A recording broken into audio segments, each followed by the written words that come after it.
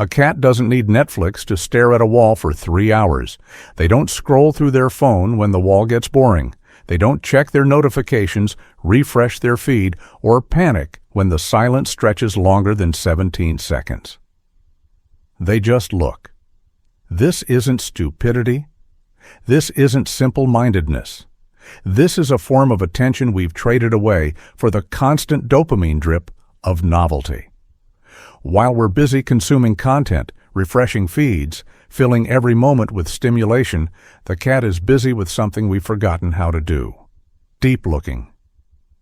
Today, we're going to sit with what cats understand about attention that most humans have lost, not because cats are enlightened, but because they carry an ancient capacity for presence that our engineered distractions have systematically dismantled. This isn't about romanticizing animal behavior. This is about recognizing that the same nervous system that allows a cat to find infinite fascination in a blank wall exists within you. The same capacity for sustained attention. The same ability to be fully here despite the siren call of everywhere else. Watch a cat stare at a wall. Really watch them. Their pupils dilate slightly. Their ears make micro-adjustments. Their whiskers twitch. Every few minutes, their head tilts a fraction of an inch, as if they've discovered something new in the exact same spot they've been observing for the past hour. You know this looks insane to you. You've probably tried to figure out what they're seeing. You've looked where they're looking and found nothing. Just paint, just plaster, just the ordinary surface of an ordinary wall. Here's what you're missing. The cat isn't looking for something. They're looking at something, at everything.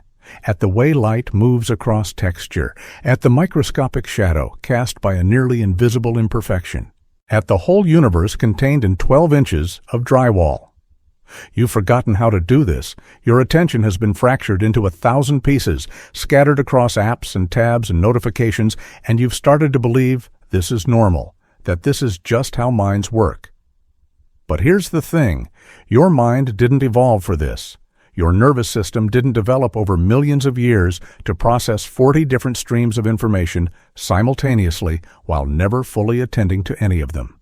The cat is showing you what your attention looked like before it was colonized by algorithms designed to fracture it.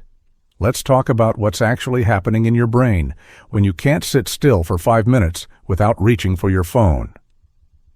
Dopamine, the anticipation chemical, not the reward itself, but the promise of reward. The maybe, the what if, the there might be something new. Every notification triggers a micro-hit. Every refresh offers the possibility of novelty. Your brain lights up not from what you find, but from the act of seeking.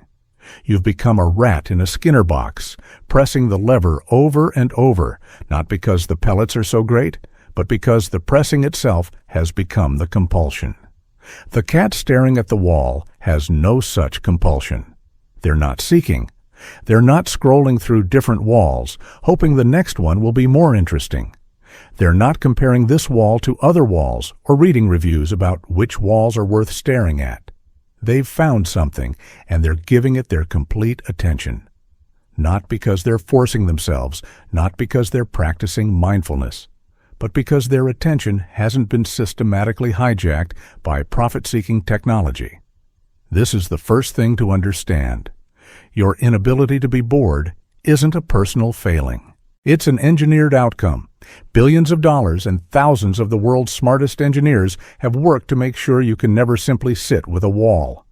But the cat reveals what's possible when attention isn't weaponized against itself. There's a practice in Zen Buddhism called just sitting. Shikantaza. You don't meditate on anything. You don't focus on your breath. You don't repeat a mantra. You just sit. You just be.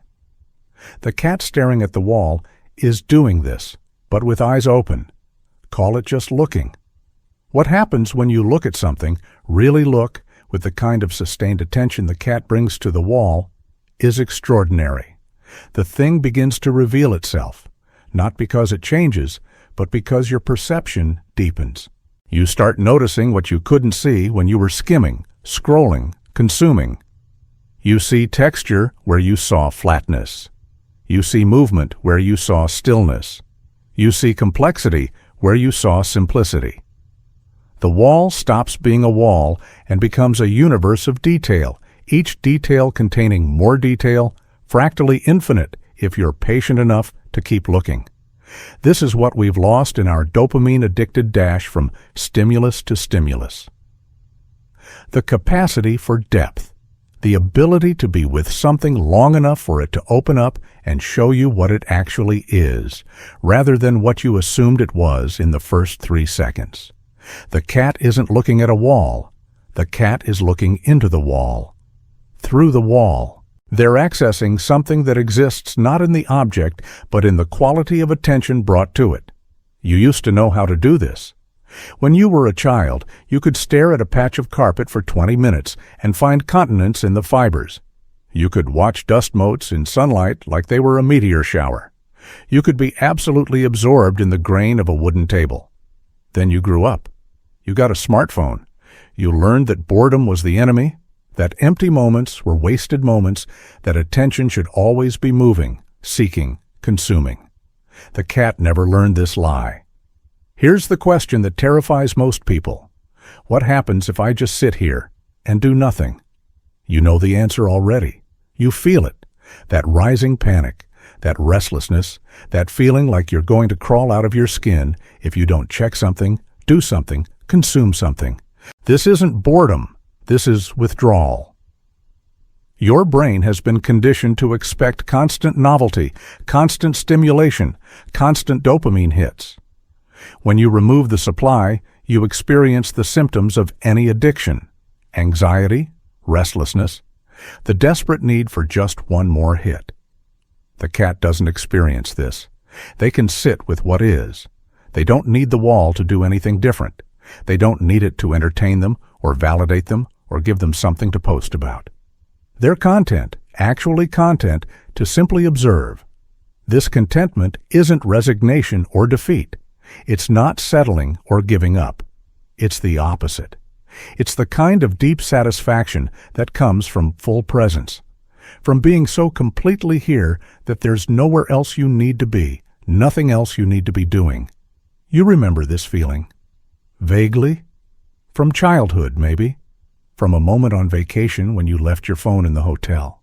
From that one time you sat by the ocean and lost track of time. That feeling of being saturated with now, of attention so full it leaves no room for anywhere else. The cat lives there, not through discipline or practice or spiritual achievement, simply because their attention hasn't been fractured yet. Rehabilitation from dopamine addiction, because that's what this is, doesn't happen through force. You can't white-knuckle your way into sustained attention any more than you can white-knuckle your way out of any other addiction. You need to rewire, slowly, patiently. The same way the cat's brain works, not by seeking but by settling. Start where the cat starts, with one thing, not the wall necessarily, but something. A tree outside your window, the texture of your desk, the play of shadow in the corner of the room.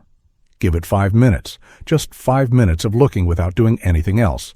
No phone, no music, no productive purpose, just looking. Your brain will revolt. Within 30 seconds, you'll want to check your phone. Within a minute, you'll start generating excuses for why this is stupid and pointless and a waste of time. Within 2 minutes, you'll physically ache with the need for stimulation. This is normal. This is the addiction talking. Don't judge it. Don't fight it. Just notice it. And return to looking. The tree hasn't gotten less interesting. Your capacity for interest is atrophied.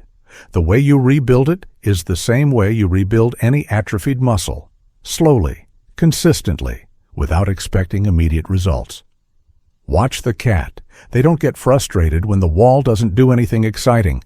They don't give up after 5 minutes and declare walls boring. They just continue looking, and in that continued looking, they find what you're missing. The infinite depth available in sustained attention.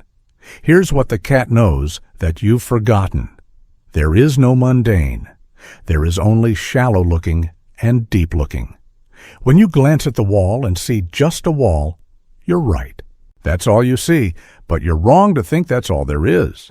You're seeing with skimming eyes, scrolling eyes, eyes trained to move on to the next thing before this thing has had a chance to reveal itself. The mystics throughout history understood this. William Blake seeing the universe in a grain of sand. Thich Nhat Hanh finding infinity in a tangerine. Every contemplative tradition pointing toward the same truth. Depth is always available. You're just moving too fast to access it. The cat isn't moving too fast. The cat is moving at the speed of actual seeing. And at that speed, everything becomes interesting. Everything contains multitudes. Everything opens up. This isn't magical thinking. This is attention, real attention, the kind that's so rare now, it feels supernatural when you encounter it. You can relearn this. Your brain still has the capacity. The neural pathways are still there, just weakened from disuse. Every moment you choose to look instead of scroll, you strengthen them. Every time you resist the urge to fill the silence with content, you reclaim a piece of your attention. The cat is your teacher here, not because they're wise or enlightened, but because they never forgot what you've temporarily lost, how to be completely where you are. The cat staring at the wall isn't doing it for 3 hours because they're bored and nothing better is available. They're doing it because nothing better is needed. This is the shift. From I need more to this is enough. From what's next to what's here.